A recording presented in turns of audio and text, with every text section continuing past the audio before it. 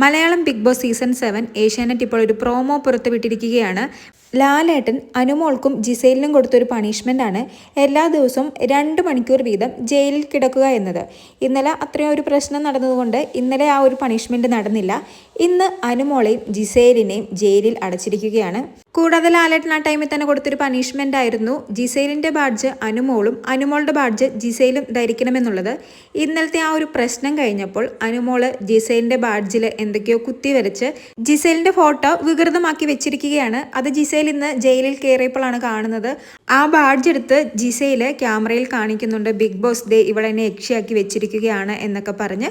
അപ്പോൾ അനുമോള് പറയുന്നത് ഈ ബാഡ്ജ് ബിഗ് ബോസ് എനിക്ക് തന്നതാ, ഇത് എന്ത് ചെയ്യണം എങ്ങനെ ചെയ്യണമെന്ന് ഞാനാണ് തീരുമാനിക്കുന്നത് എന്ന്. ഫസ്റ്റ് ഡേ ഇവർ ജയിലിൽ കിടന്ന സമയം നല്ല രീതിയിൽ സംസാരിച്ച് ഒരു കോംപ്രമൈസ് എന്ന രീതിയിൽ ആയതായിരുന്നു. അതിനുശേഷമാണ് ഇന്നലത്തെ ആ പ്രശ്നമെല്ലാം നടന്നത്. അതുകൊണ്ട് തന്നെ ഇന്ന് രണ്ടുപേർക്കും സംസാരിക്കണമെന്നൊന്നും വലിയ താല്പര്യമില്ല. രണ്ടുപേരും അകന്ന് മാറി മാറി ഒരു സൈഡിൽ ഇരിക്കുന്നു. ആ സമയത്ത് ജിസേലിനോട് സംസാരിക്കാൻ റെന ഫാത്തിമ തൊട്ടടുത്ത് തന്നെ ഇരിപ്പുണ്ട്, നമ്മുടെ പുറത്ത്, ജയിലിൻ്റെ പുറത്ത്.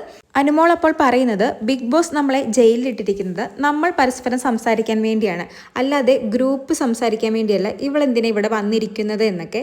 പിന്നെ റെനയുടെ സ്വഭാവം അറിയാലോ, എവിടെ പോയും ചൊറിയുന്ന ഒരു സ്വഭാവമാണ് റെനയ്ക്ക്. അനുമോൾ ഇത് പറയുന്നത് കേൾക്കുന്നതും റെന തിരിച്ചു പറയുന്നത് അനുമോളുടെ സ്വഭാവം കാരണമാണ് ബെസ്റ്റ് ഫ്രണ്ടായ ശൈത്യ പോലും ഇപ്പോൾ അനുമോളോട് മിണ്ടാത്തതെന്ന്. അപ്പോൾ അനുമോൾ പറയുന്നത് അവൾക്ക് മിണ്ടാൻ താല്പര്യമില്ലാഞ്ഞിട്ടാണോ ഇന്നലെ അവൾ എൻ്റെ പുറകെ നടന്നതെന്ന്. ജിസേല് അപ്പോൾ ശൈത്യനെ വിളിക്കുന്നുണ്ട്. കാരണം ശൈത്യം ആ ജയിൽ പരിസരത്തായിട്ട് ഇരിക്കുന്നുണ്ടായിരുന്നു. ശൈത്യ, ഷാനവാസ്, ആദിലയും കൂടി. ജിസേൽ ഉടനെ ശൈത്യനെ വിളിച്ച് ശൈത്യ നീ ഇവളുടെ പുറകെ നടക്കുകയാണോ എന്ന് ചോദിക്കുന്നു. അത് കേട്ടതും വളരെ ചൂടായി ശൈത്യ അനുമോളുടെ അടുത്തേക്ക് വരുന്നുണ്ട്. എന്നിട്ട് ശൈത്യ ചോദിക്കുന്നത് ഞാൻ എപ്പോഴാണ് നിന്റെ പുറകെ നടന്നത്? സംസാരിക്കാൻ താല്പര്യമില്ലാത്തവർ എൻ്റെ ഫ്രണ്ടല്ല, ഇന്നു മുതൽ നീ എൻ്റെ ഫ്രണ്ടല്ല എന്ന്. ഇത് കേൾക്കുന്ന സമയത്ത് അനുമോൾക്ക് നല്ല സങ്കടവും ദേഷ്യവും വരുന്നുണ്ട്. കൈയൊക്കെ മുറുക്കി പിടിക്കുന്നുണ്ട്.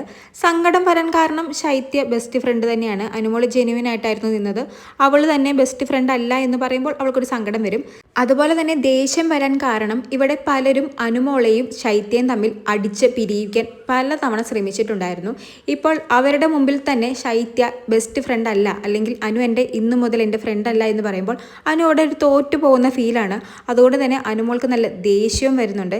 എനിക്കിപ്പോൾ ശരിക്കും ശരത്ത് കഴിഞ്ഞ ദിവസം പറഞ്ഞ ആ ഒരു കാര്യമാണ് ഓർമ്മ വരുന്നത്.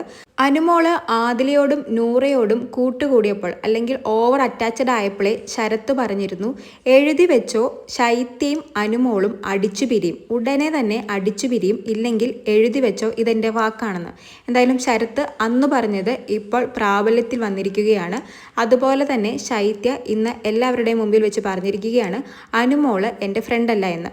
കൂടുതൽ അറിയുന്നതിനായി നമുക്ക് ലൈവിന് വേണ്ടി കാത്തിരിക്കാം. കൂടുതൽ ലൈവ് അപ്ഡേറ്റ്സുമായി വീണ്ടും വരാം.